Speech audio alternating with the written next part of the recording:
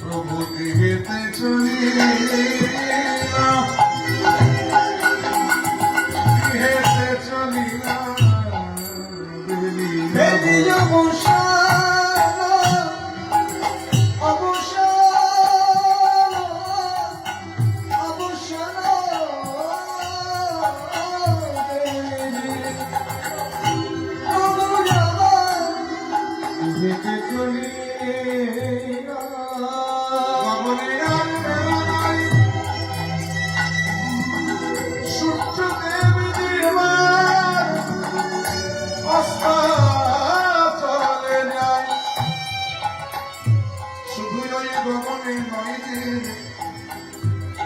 গৃহেতে চলি এই গগনে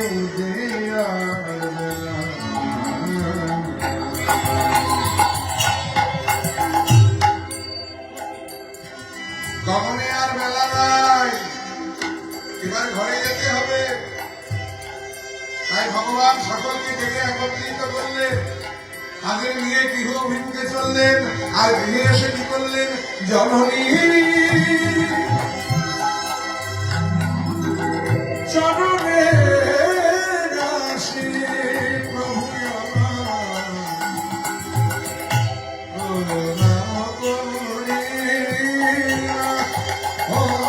জননী চরণে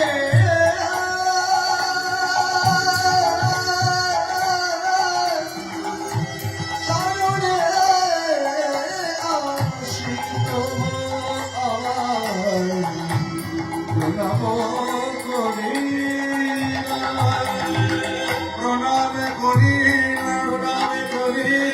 মায়ের চরণে প্রণামে করি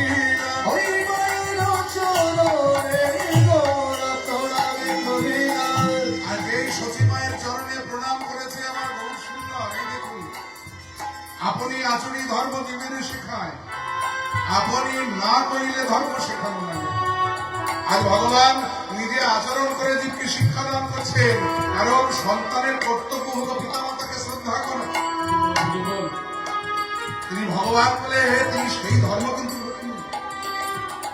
আজ নিজে আচরণ করে দেখাচ্ছেন যে যে সন্তান পিতামাতাকে শ্রদ্ধা করতে শিখেনি তার দ্বারা ভগবান হবে না। কারণ চলার পথের পথে তিন প্রকারের গুরু হয়।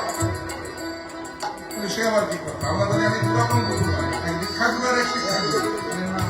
গুরু হয় তিন প্রকার।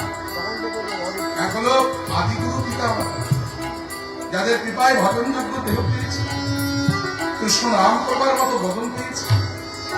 তারা হলেন আমাদের আদিগুরু, যাদের কৃপায় এই পৃথিবীর আলো দেখতে পেয়েছে, মনুষ্য কুলে জন্ম পেয়েছে। সেই পিতামাতা হলেন আমাদের আদিগুরু। সেই গুরুদেবকে যেমন আমরা আমাদের দীক্ষাগুরু শিক্ষাগুরুকে সেবা করি, তেমনি পিতামাতা যেহেতু আদিগুরু, তাদের সেবা করাও সন্তানের কর্তব্য। আর এই গুরু সেবাই হলো গুরুদেবের দক্ষিণ। জগতে অনেক মানুষ আছে দেখবেন বাড়িতে মাকে খেতে দেয় না, বড় বড় মিষ্টির টোকরা নিয়ে গুরু বাড়িতে যাচ্ছে। ও গুরু সেবা করে কোনো লাভ নেই, জানি। কারণ পিতামাতার সেবা করলে স্বয়ং ভগবানও সন্তুষ্ট হয়ে যায়। তার প্রমাণ পেয়েছি আমরা। আজ বিদ্যমান মহারাষ্ট্রের অন্তর্গত পুনা থেকে প্রায় 150 কিলোমিটার দূরে পান্ডারপুর বলে একটি জায়গা। সেখানে কৃষ্ণ ভগবান বিখ্যাতজি ভগবান নামে পূজিত হন। বিখ্যাত ভগবান, মারাঠাদের আরাধ্য ভগবান হলেন বিখ্যাতজি। যদিও একবার সৌভাগ্য হয়েছিল সেই ভগবানকে দর্শন করবার। আমরা নাসিকে কুম্ভে স্নান করতে গিয়ে সেখান থেকে আমরা গিয়েছিলাম বিখ্যাত ভগবানকে দর্শন করতে।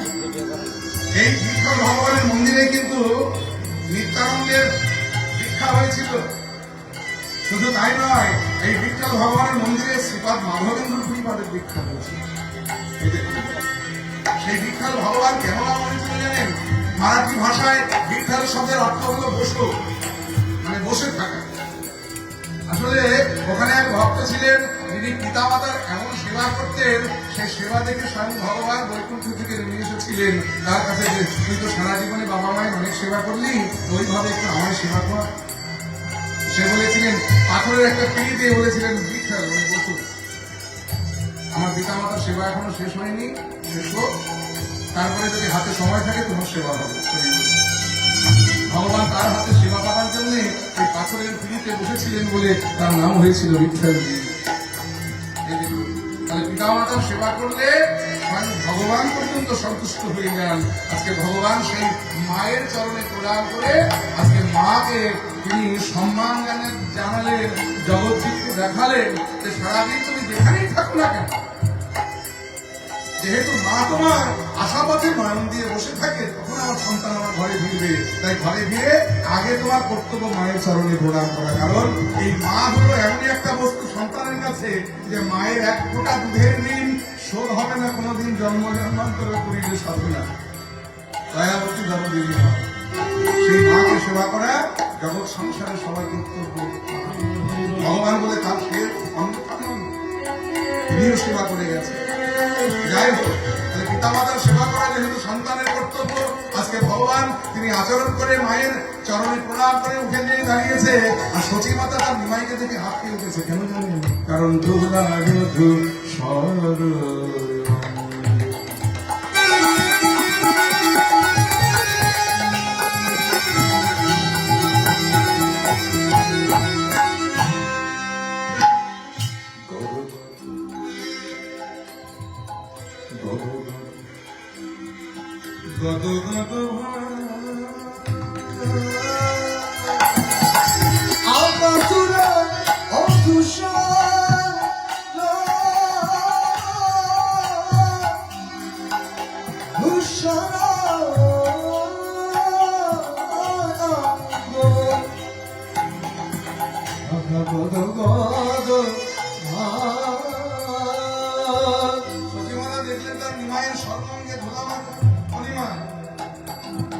তোকে এমন করে ধুলা দিয়েছে কে বাপ? আমার যে নিমাই রঙে চন্দনের ফোঁটা দিতে আমার পরকমল কাপে, আর সেই নিমাইকে তোরা আমার নিষ্ঠুর ভাবে ধুলা দিয়েছিল। ওদের প্রাণে জায়গা হয় বলে কিছু নরহরি বলছে না, তুমি ভাবলে কি করে যে আমরা তোমার নিমাইকে ধুলা মাখাবো? তোমার মাখাসনি, তাহলে নিমাই ধুলা মাখাও কি করে? নরহরি বলছে আমার তোমায় বলা হয়নি, আজকাল তোমার নিমাই না নবদ্বীপের পথে পথে গিয়ে একটা নতুন খেলা খেলে গেল। সেই খেলাটার নাম হলো হরিনামে। ওই খেলাটা যখন খেলে না নিমাই, তখন তার তোমার নিমাইকে ধুলা মাখাতে হয় না মা, খেলার আনন্দে বিভোর হয়ে ধুলায় আপনি মাখে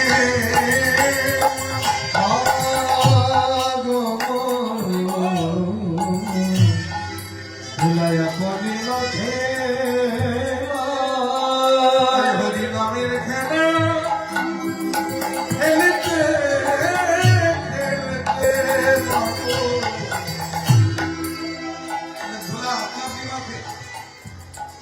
নিমাই যদি আপনাকে ধুলা বাঁধবে, তোরা কি করিস? বাধা দিস না কেন? বলে মা আপনি আমার বলতে, তুই কি ভাবছো যে আমরা বাধা দিতে যাইনি?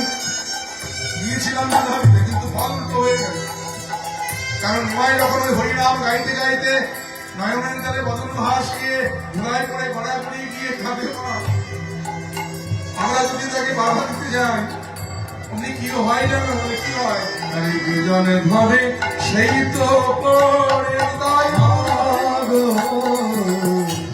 দুজনে ধরে সেই তো পরে, আরে বদনে হরি হরি হরি বলে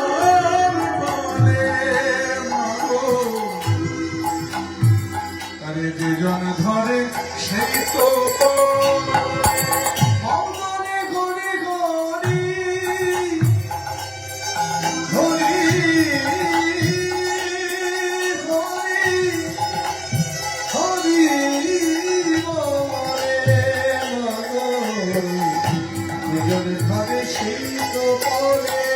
আর এই কথা শুনে সতী মাতা তার নিমাইকে ডেকে বললেন, নিমাই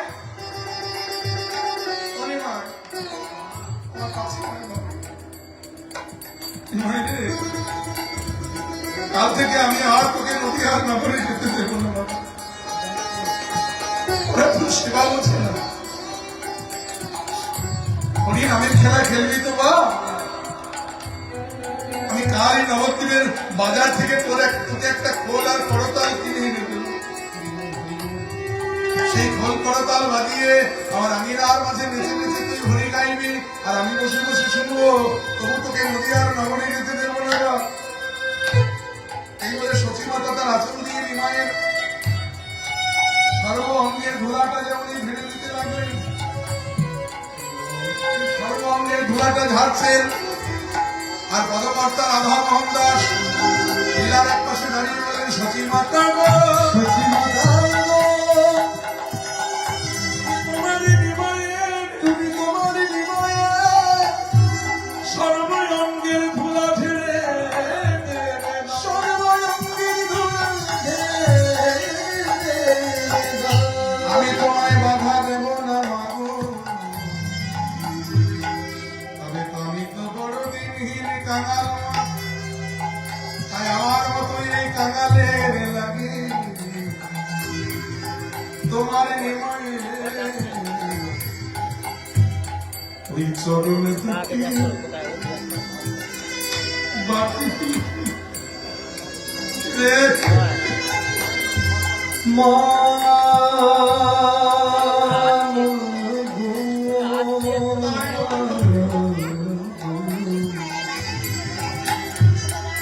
তোমার নিমায়ের চরণ থেকে বাকি রে সচিমাতা গো, শুধু চরণে দুটি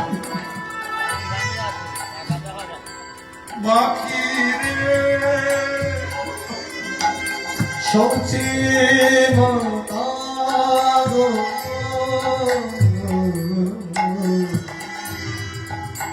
ওই চরণ দুটি বাকি রেখো, আমি ওই চরণে আশাধারী মতো,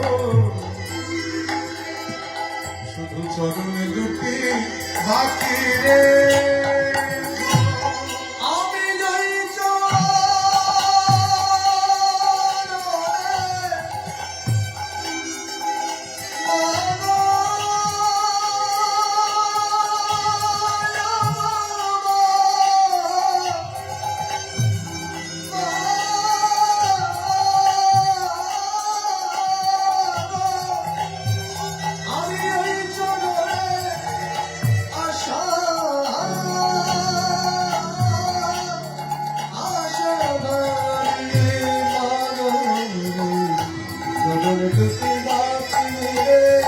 আমি ওই চরণের আশাধারী, আমার নিবেদন করাইল, ওই চরণের আশাধারী নিবেদন করাইল, চরণের আশাধারী,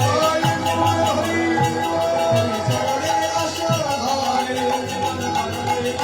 চরণের আশাধারী, চরণ দুটি বাকি